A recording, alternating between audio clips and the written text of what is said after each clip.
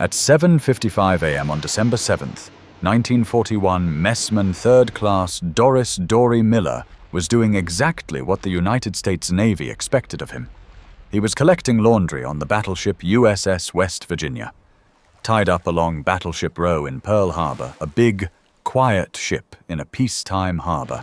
Then the sky tore open, engines screamed low over the harbor. Bombs hit with a flat, physical crack that went straight through steel. A torpedo slammed into West Virginia's hull and threw Miller off his feet. Lights went out. Steam lines ruptured. Somewhere deep in the ship, men started screaming for help. Miller did what he'd been trained to do. He ran to his battle station in the magazine. It was gone, wrecked by the first torpedo. The Navy hadn't written a page in the manual for that, so the 6'3", 200-pound messman with no combat rating went looking for another way to be useful. On the upper decks, the world was on fire. Oil burned on the water. Japanese torpedo planes knifed down the length of Battleship Row. Men staggered past him soaked in fuel and blood. Somewhere above, his captain lay torn open by shrapnel. Miller helped haul wounded officers through smoke and broken metal. His white messman's apron smeared black and red. Then somebody pointed him at a weapon he was never supposed to touch, near the bridge. A .50 caliber Browning anti-aircraft gun sat idle, its trained gunner dead or wounded on the deck. A sailor shouted a few rushed instructions over the roar of the attack. Miller stepped in behind the grips, planted his feet, and pulled the trigger on a weapon he had never been formally taught to use. For roughly 15 minutes, that just a messman stayed on the gun. Later, the paperwork would speak carefully of one, maybe two enemy aircraft destroyed. Miller himself would only say, "I think I got one." But shipmates and wartime reporters swore they saw more than that Japanese planes breaking off. Trailing smoke, crashing into the harbor under his fire. In their memories, the number climbed as high as 4 in that first brutal quarter hour. He wasn't supposed to be there. He wasn't supposed to touch that gun. And yet, in those 15 minutes, Doris Miller crossed a line the Navy itself had drawn in front of him. If you want to see how a black mess attendant the Navy saw as just a messman became one of America's first heroes of World War II, and why his story still bothers the institution he fought for, please hit that like button. It helps keep stories like his from disappearing again, and if you haven't already, consider subscribing so you don't miss the next one. The road that brought Miller to that gun, and to that morning in Pearl Harbor, started a long way from Battleship Row. Doris Miller grew up about as far from Battleship Row as an American kid could. He was born in Waco, Texas, in 1919, the son of black sharecroppers trying to keep a small farm alive in the middle of the Great Depression. From a young age, he hauled water, fed animals, and did whatever heavy work his parents needed. By his late teens, he stood well over 6 feet tall and weighed more than 200 pounds at chance, the kind of build that made him a natural fullback on his segregated high school football team. School did not last. Money mattered more than grades. And Miller eventually dropped out to help keep the family afloat, cooking and doing odd jobs, like a lot of young men from poor families. He looked at the Navy as a way out to steady pay, a chance to travel, and one less mouth for his parents to feed. In September 1939, just before his 20th birthday, he enlisted. The Navy did not see an athlete or a potential gunner. It saw a black recruit, and that meant the steward's branch. Mess attendant was one of the few ratings open to African Americans at the time, and it locked them into work that looked a lot like what Miller had done at home cooking, serving, cleaning, carrying, after training in Norfolk. He went to sea and eventually reported aboard the battleship USS West Virginia as a mess attendant. Third class, on paper. His world was small. His job was to serve meals in the wardroom, clear plates, wipe tables, make bunks for white officers, collect laundry bags, and keep quiet while other men talked about tactics and gunnery. The Navy's rules made it very clear men like him did not stand behind guns, they stood behind coffee pots. Yet the ship's routine still shaped him for what was coming. The cramped passageways, the smell of hot steel and fuel oil, the rhythm of drills and inspections, all of it became normal life. By the time West Virginia steamed into Pearl Harbor in 1940 to join the Pacific Fleet, Miller was just another face in the background of a proud but complacent battle line that believed war, if it ever came, would not start with them. When Doris Miller walked up the gangway of USS West Virginia in 1940, the battleship represented everything the U.S. Navy believed about power in the Pacific. She was one of a line of 8 big ships that made up Battleship Row at Pearl Harbor. Moored bow to stern along Ford Island as a floating statement, the Pacific Fleet is here. And no one in their right mind will challenge it. Moving the fleet from California to Hawaii was supposed to deter Japan, not invite an attack. On paper, the situation looked safe. The harbor was thousands of miles from Japan. The battleship sat in water shallow enough that if one were sunk, it could probably be raised. Fuel, ammunition, and repair facilities were all within easy reach. Pilots flew training missions, gunners drilled on their stations, and war plans talked about meeting the Japanese somewhere far out in the Pacific, not inside the fleet's own anchorage. In reality, the setup was full of vulnerabilities. The battleships lay side by side, each one masking the other's view of parts of the sky and harbor. Their anti-aircraft guns, both .50 caliber Brownings, 1.1-inch Chicago piano mounts, and dual-purpose 5-inch guns were powerful on paper but depended entirely on having crews at their posts with ammunition ready to feed. On a quiet Sunday morning with the ships at anchor, many of those guns were either unmanned or partially manned. Ammunition lockers were locked. Ready-use clips and belts were limited. The assumption was simple if trouble came. There would be time to man stations and bring the fleet to life. The airfields around Pearl Harbor were set up the same way. Fighters and patrol planes were parked in neat rows, wingtip to wingtip, close enough together for guard details to watch them easily but dangerously vulnerable to any concentrated airstrike. Anti-aircraft fire control systems were not on a wartime footing. Radar sets were new, imperfectly understood, and not integrated into a robust alert network. The idea that a major power would risk everything on a long-range carrier strike against the U.S. Pacific Fleet at anchor seemed, to most American planners, unlikely, bordering on impossible. Beneath all of this sat another layer of complacency, the Navy's own personnel system. Black sailors like Miller were largely confined to the messman and steward ratings, organized in a separate branch that existed outside the general service. Their jobs revolved around feeding and serving officers' cooking, waiting tables, cleaning cabins, shining brass. They wore different insignia and had almost no formal path into gunnery, engineering, or the technical ratings that controlled the ship's weapons and sensors. As one post-war study dryly put it, the steward's branch was composed of seagoing bellhops, an entire category of men the Navy did not plan to use in combat roles. That division looked tidy on a personnel chart. In a real attack, it created a brutal kind of math. You had one group of sailors trained to operate the guns and another group physically strong enough to move ammunition, haul wounded men, and if necessary, stand behind a weapon, but officially barred from doing so. The system assumed there would always be enough trained gunners alive and conscious to keep the weapons firing, and that messmen would always be available to serve meals and keep the ship running smoothly in the background. At 7:48 a.m., on December 7th, 1941, Japan's first air fleet launched the first wave of its attack on Pearl Harbor.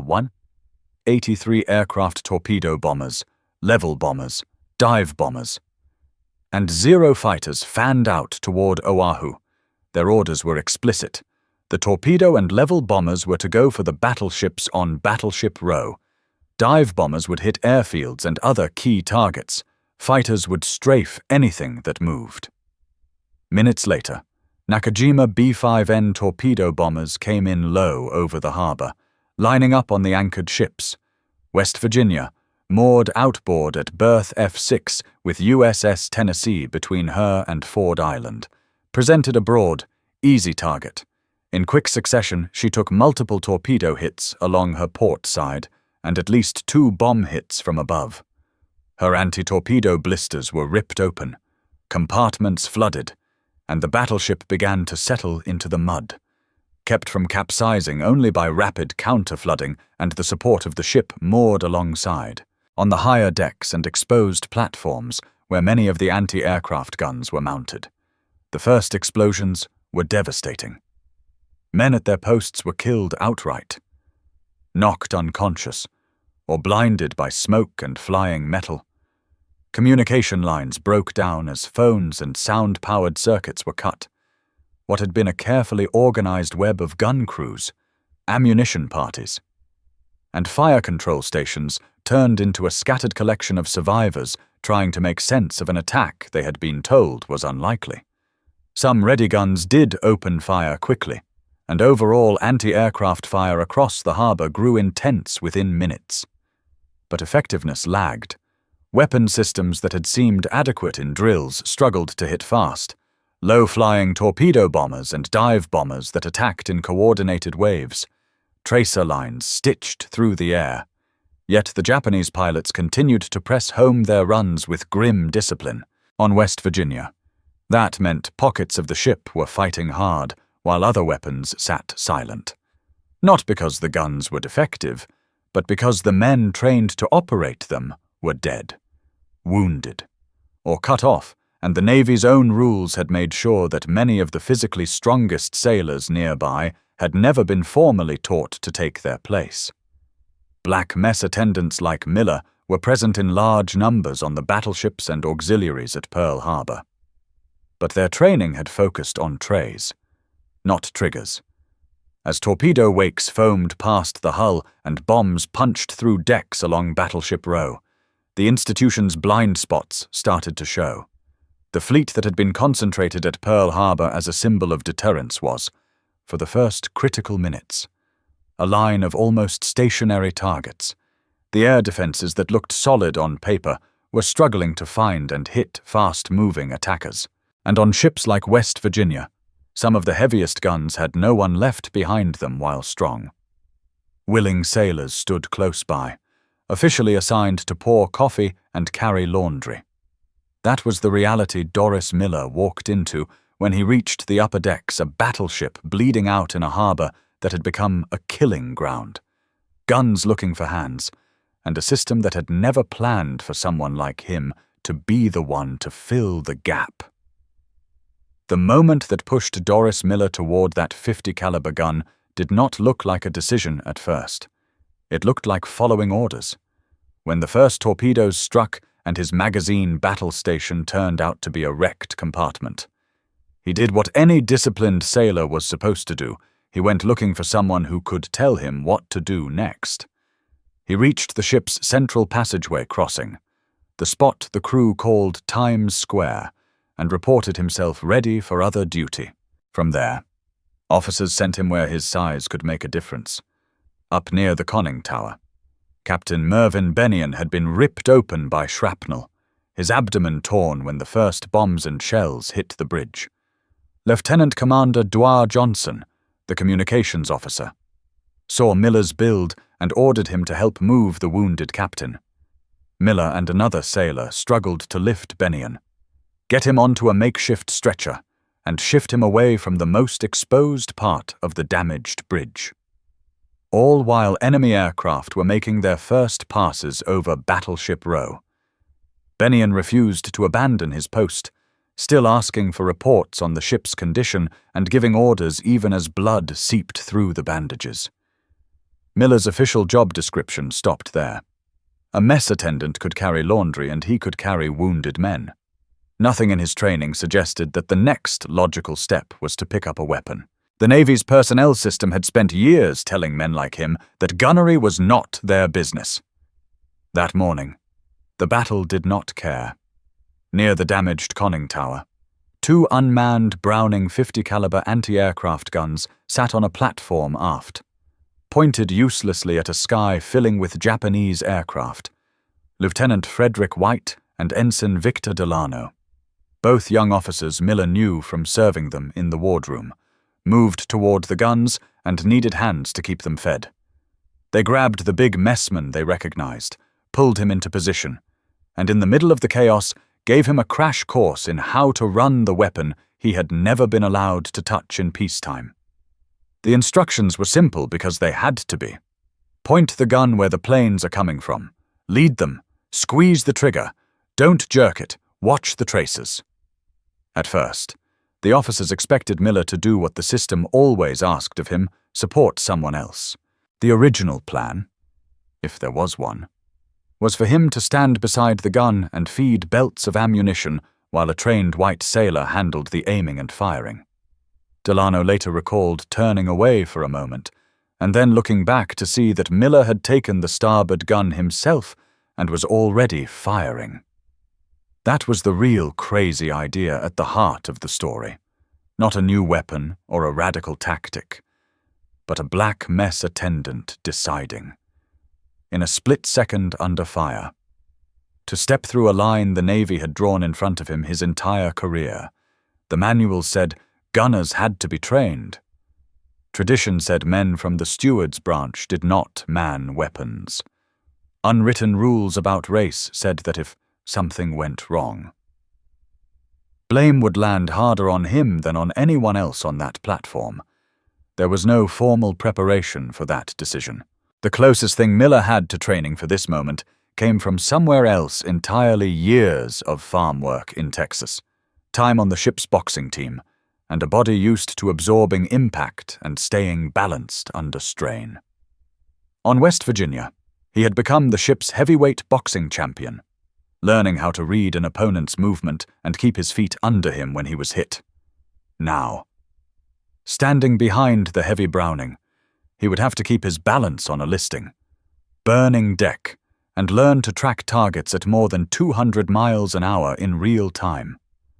The mechanical side of the gun was straightforward but unforgiving. Each 50 caliber round was a heavy, finger-length cartridge meant to punch through metal and engine blocks. Belts had to be laid correctly to avoid jams. The gun would climb if he held the trigger too long. The recoil would batter his shoulders through the metal grips and shake his stance if his feet were wrong. Under training conditions, a new gunner might have spent days learning to manage those forces, firing at towed sleeves or target drones. Miller had a few shouted sentences, the example of the officer on the port gun, and whatever he could figure out in the first few bursts. Around him, the situation was only getting worse. More torpedoes had hit West Virginia's port side. Fires were spreading, smoke and spray cut visibility, and the second wave of the Japanese attack was already inbound, with dive bombers and fighters preparing to drive back in over the harbor. Other guns were firing now, but every weapon that stayed silent gave the attackers one more safe avenue in. On that small platform behind the conning tower, the question was brutally simple. Either those two Brownings would come fully alive, or more planes would get a clean run at the dying battleship, and the men still trapped inside. Miller could have stepped back into the familiar role the Navy had written for him and waited for a real gunner to take over. Instead, he leaned into the grips, fixed his eyes on the next formation, turning in toward Battleship Row, and committed himself to learning under fire. The countdown was over. The next seconds would decide whether his choice mattered at all. When Doris Miller wrapped his hands around the grips of the starboard 50 caliber gun. The attack on Pearl Harbor had been going on for only a few minutes. It already felt like hours. Torpedoes had torn open West Virginia's port side. The ship was listing, her decks slick with oil and water. The air shook with the constant overlapping noise of explosions, engines, and gunfire. The 50 cal Browning in front of him was a simple, brutal machine. Each trigger squeeze unleashed a stream of half-inch rounds at roughly 500 to 600 rounds per minute. Heavy bullets designed to tear through metal, engines, and control surfaces. The sights were fixed. There was no time to think about ballistic tables or lead angles. Miller had a rough idea of how fast the planes were moving, and almost no idea how much to hold in front of them. He sighted on the first torpedo bomber he could see clearly, and squeezed anyway. The gun slammed into his shoulders through the grips. Tracer rounds reached out in a bright line, then arced behind the target and disappeared into the smoke over the harbor. The Japanese plane did not flinch. It kept boring in low over the water.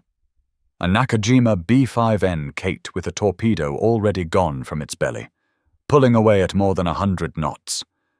Miller corrected instinctively, dragging the gun's muzzle forward, trying to put the stream of fire where the aircraft would be, not where it had been. On the port side of the platform, an officer worked the twin of his gun, shouting occasional corrections that were mostly lost in the roar. Lead them more, shorter bursts. Whether or not Miller heard every word, he could see the difference between tracers that stitched neatly across a flight path and those that clawed uselessly at empty sky. He shortened his trigger pulls and focused on keeping the weapon under control, letting the natural rhythm of its recoil guide him, below and ahead. Torpedo bombers had already done their worst against the battleships moored along Ford Island. Pillars of water and oil rose around Oklahoma, California, and Nevada. Farther down the row, Arizona detonated in a blinding flash as her forward magazine exploded, the shockwave rolling across the harbor and washing over West Virginia's decks. For a moment, the entire platform seemed to lift. Miller stayed on his feet and kept firing. His first clear chance came against a Japanese plane climbing away after a run on another ship. Probably one of the level bombers that had just dropped on the battleship line.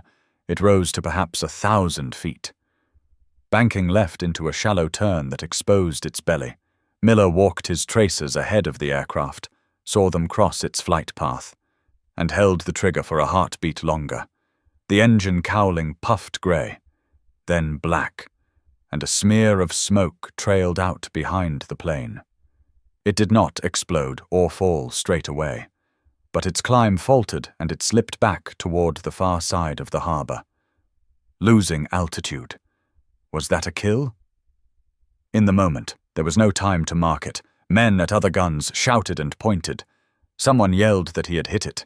The plane disappeared behind a wall of smoke drifting from another burning ship. Official accounts later would be cautious, crediting Miller with at least one, possibly 2 aircraft destroyed.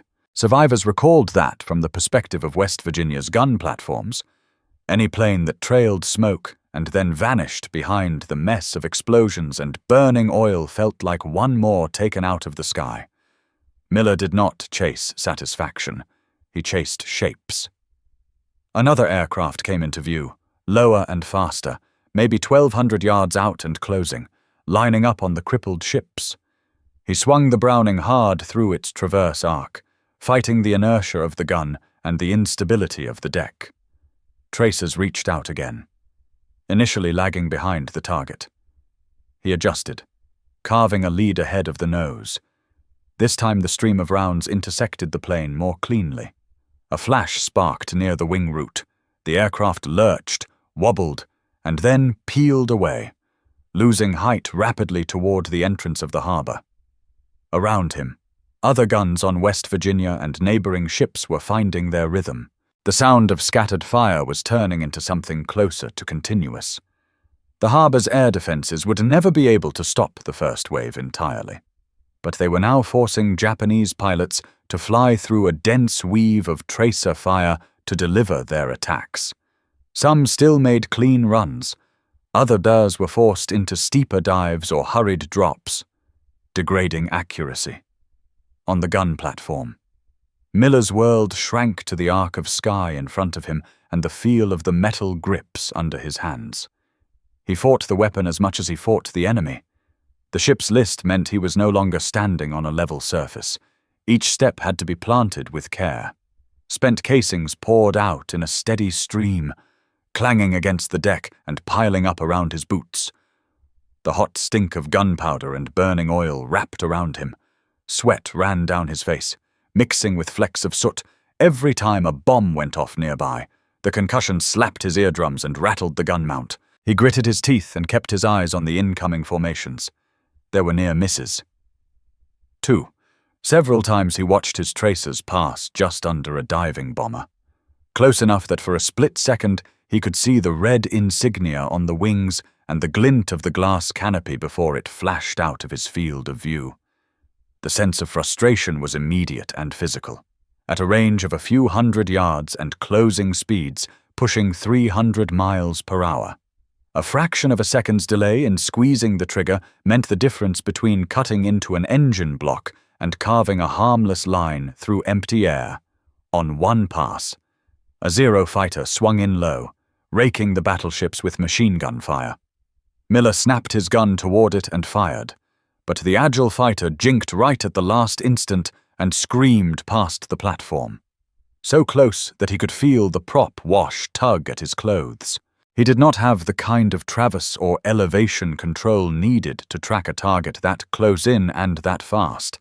The 50 cal was a brutal weapon, but it was not a magic wand, phase by phase. Though his confidence grew, the first few bursts had been wild, more noise than effect. As the minutes passed, his tracers began to find the right lines more often. He learned to pick out the planes that presented the best angles, those pulling up from an attack run or turning broadside in front of the ship. He learned to ignore shapes that were already past the optimal firing arc and move on to the next threat instead of wasting ammunition. Men on the deck below looked up between tasks and saw a big mess attendant at a gun mount, firing with the intensity of a trained anti-aircraft gunner. Many of them did not even know his name. They just saw a silhouette behind a Browning that had been silent when they needed it most, now spitting fire into the sky. The first wave of attackers began to pull away, fuel clocks ticking down in their cockpits, bombs and torpedoes expended. Smoke rose from shattered battleships along Ford Island, from airfields hit in the opening minutes, from fuel dumps and hangars. For a brief moment, the pressure on the gun platform eased. Miller used the lull to check his stance, flex aching fingers, and suck in air that tasted of burned metal. Somewhere behind him, someone was feeding a fresh belt into the receiver. He had not counted hits. He had not kept track of time. All he knew was that he had stepped into someone else's job, and the world had not ended yet. The guns were hot. The ship was still afloat, though settling, and out to the north, beyond the columns of smoke. More dots were forming in the sky as the second wave of Japanese planes turned inward for their run. Phase 1 of the fight had proven one thing a mess attendant could. Under fire and behind a 50 caliber Browning and make Japanese pilots work harder to kill his ship. Whether that would be enough when the next wave came in was an entirely different question. The brief lull between waves felt less like a break and more like someone lifting their boot for the next stomp. On the platform behind West Virginia's conning tower, Doris Miller knew only that the immediate targets in his sights had disappeared and that the gun in his hands was still working. Down below, damage control teams were fighting to keep the ship upright as water poured into the torn port side. Across the harbor, smoke marked where other battleships and airfields were burning, out to the north and east. The second wave of the attack was already lining up. This time, the emphasis was different. The first strike had focused on battleships and airfields. The second wave brought more dive bombers and fighters looking to finish off cripples, hit surviving ships, and suppress whatever anti-aircraft fire the Americans had managed to bring to life. To the men on West Virginia's decks, it meant one thing: whatever was still working was about to be tested harder. From his position, Miller could see new aircraft rolling in at medium altitude, peeling off into steep dives aimed at the harbor. They were smaller and quicker than the torpedo bombers, harder to track, and they came in from multiple directions. He planted his feet, felt the ship's list under his boots, and waited for each target to cross through the narrow slice of sky his gun could cover. The first real test of the second wave came when a group of dive bombers lined up on the area around West Virginia and Tennessee. As one aircraft rolled into its dive, its path took it across his field of fire. Miller began his burst early, leading the plane as best he could, watching the tracers climb toward it. For a second, it looked as though he had misjudged again. Then the line of fire intersected the aircraft's path more cleanly than before. Something on the fuselage sparked. The bomber wobbled in its dive, corrected just enough to release its bomb, and then pulled out, trailing a thicker, darker smoke. Whether the bomb hit home on another target, Miller could not tell. What he did see was the damaged plane limping away at low altitude, losing height over the far side of the harbor. Someone on the platform shouted that he had nailed it. He did what he had done in the first wave. He let the smoke trail count as good enough and looked for the next threat. The second wave's fighters were more aggressive around the gun positions. Mitsubishi A6M0s came in low, strafing decks and exposed crews with machine guns and 20mm cannon fire. One of them angled in along West Virginia's superstructure, stitching the area around the bridge with rounds. Miller swung his gun toward it and opened fire, but the fighters' closing speed and jinking path made it a harder target than the dive bombers. Tracers flashed close. The Zero banked away. Maybe nicked, maybe untouched. He shifted again, hunting for something he could hit more decisively. This was the pattern of the second phase, the mess attendant turned gunner, fighting not only the enemy but the limits of his equipment and his own rapidly acquired skill. Some bursts went wide, some forced pilots to break off or adjust their runs. A few found the narrow window where speed, angle, and aim lined up. From different vantage points around the harbor, men later remembered seeing Japanese aircraft pull up from attacks on West Virginia or nearby ships and then tumble away smoking under fire from that section of the battleship. Some counted 2 clear shoot-downs from his side of the platform. Others were convinced there were more. On the paperwork that followed, those impressions would be boiled down into a conservative line about him helping to down enemy planes, in conversations on deck in the days and weeks after. The number that came up most often was 4 in roughly 15 minutes of firing. That figure would lodge in memory and headlines, surviving long after the debris had been cleared from the harbor. In the moment, Miller had no way to know what number would be attached to his name. His world was nothing but target, lead, recoil, reload. As the second wave ran its course, the physical strain began to tell. The recoil of the Browning had been pounding into his arms and shoulders without pause.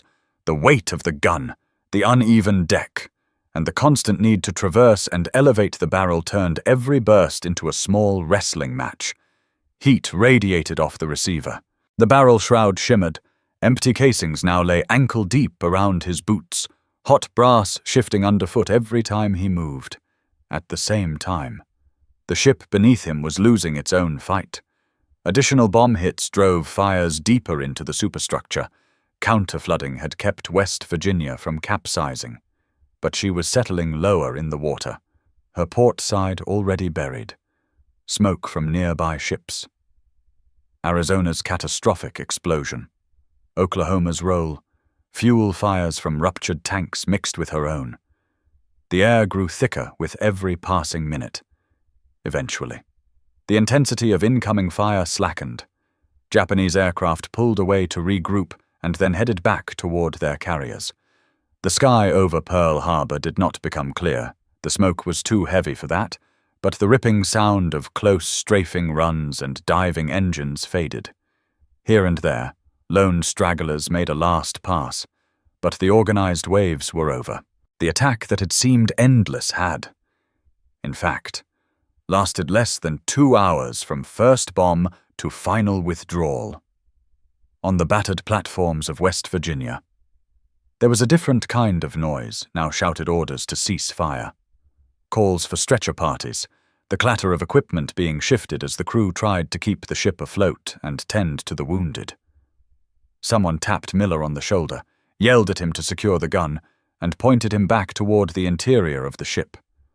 He stepped away from the Browning, his ears ringing, hands buzzing from recoil and vibration, and turned back into the smoke-filled passageways he knew so well. What followed for him was not glory, but more hard work. He joined other sailors in carrying injured men to safer spots, helping get them into boats or onto less damaged sections of the ship. As flooding made it clear that West Virginia was going to settle on the shallow bottom of the harbor, officers gave the order to abandon ship for those not required to stay. Miller climbed down ropes and gangways into boats or onto makeshift rafts, making room for men in worse shape than he was.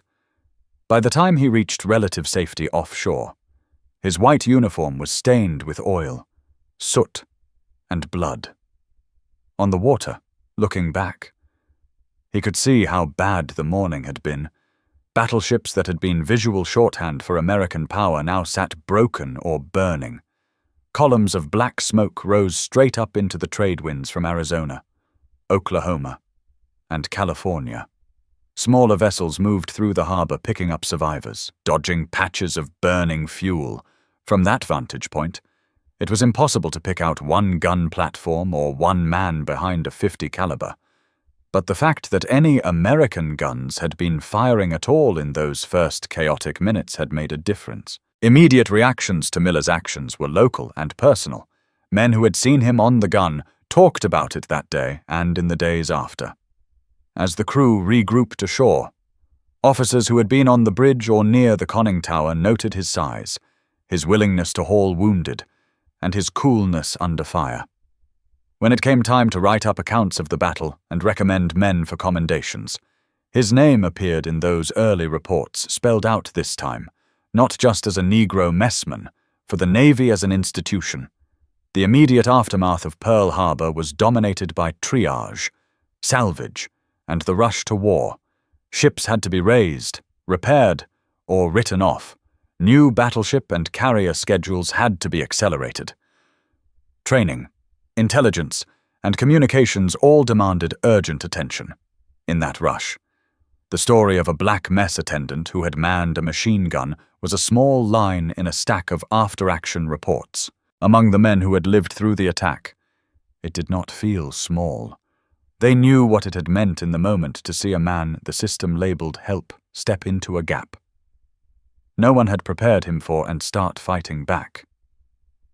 In their minds, the image of that big sailor behind the Browning and the hazy count of how many planes they thought he had hit would stay tied to the worst morning of their lives.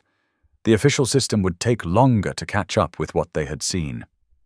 In the months after Pearl Harbor, the Navy almost let Doris Miller's story slip into anonymity. Early press releases spoke of an unknown Negro messman who had helped save his captain and fired a machine gun during the attack.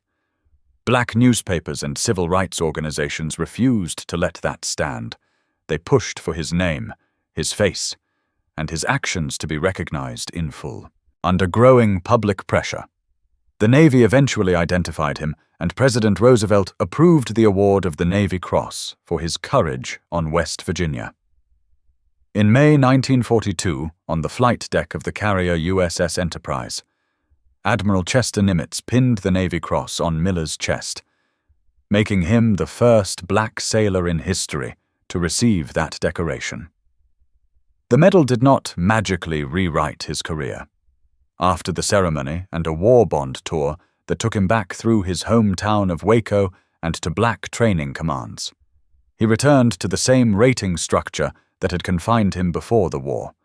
He served aboard the heavy cruiser USS Indianapolis from late 1941 into 1943, still in the mess and galley, still technically outside the Navy's combat ratings.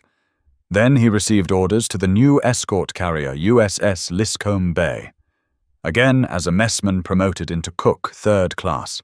On November 24, 1943, off Makin Atoll in the Gilbert Islands.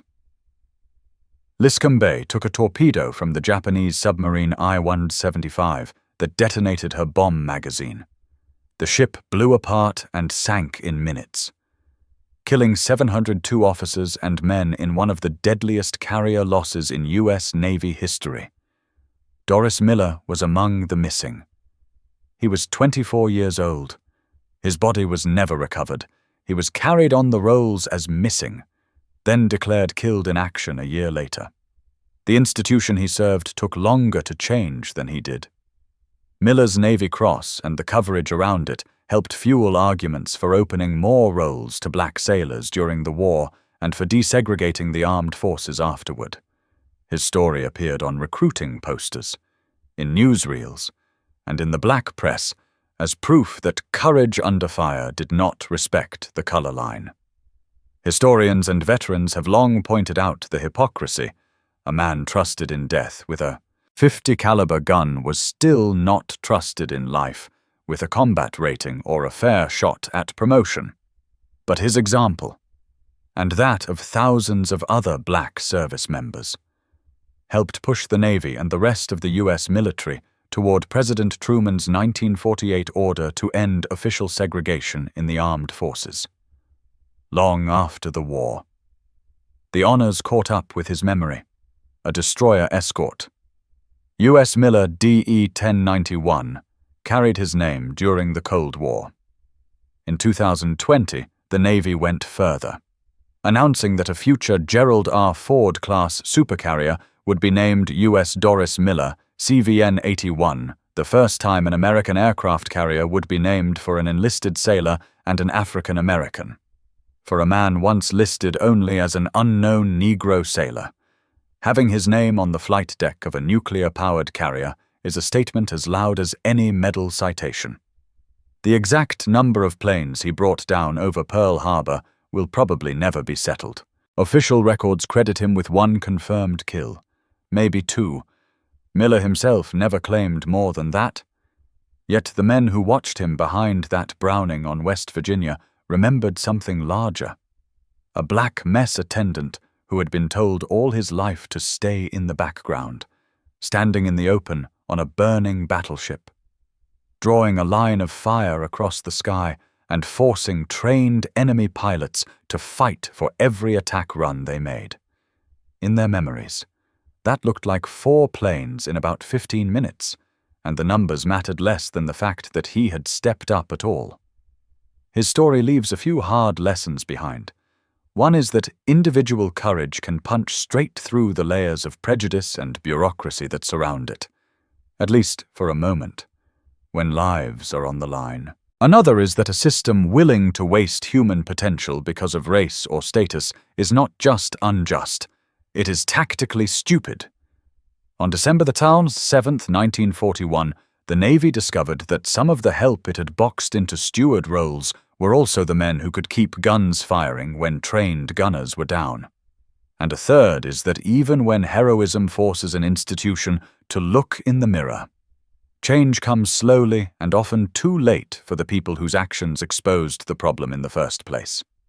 If this story of Doris Dorie Miller hit you even a fraction as hard as it hit us, I'm going to ask you for one small favor that matters more than it looks. Tap that like button. Every single like tells YouTube to put this piece of history in front of more people, so men like Miller don't slip back into a single forgotten line in an old report. Make sure you're subscribed to WW2 Echo Stories and turn on notifications, because we're pulling real accounts out of logs, letters, and dusty archives all the time, not movie heroes, but real sailors, soldiers, airmen, and civilians who carried the weight when it counted. Drop a comment right now and tell us where you're watching from. Are you in the United States, the UK, Canada, Australia, or somewhere completely different? And if someone in your family served in World War II, tell us a little bit about them so their name sits next to his in this space. You're not just an audience number to this channel. You're part of the small group of people keeping these memories alive. Thank you for being here, And thank you for helping make sure Doris Dorie Miller never disappears into silence.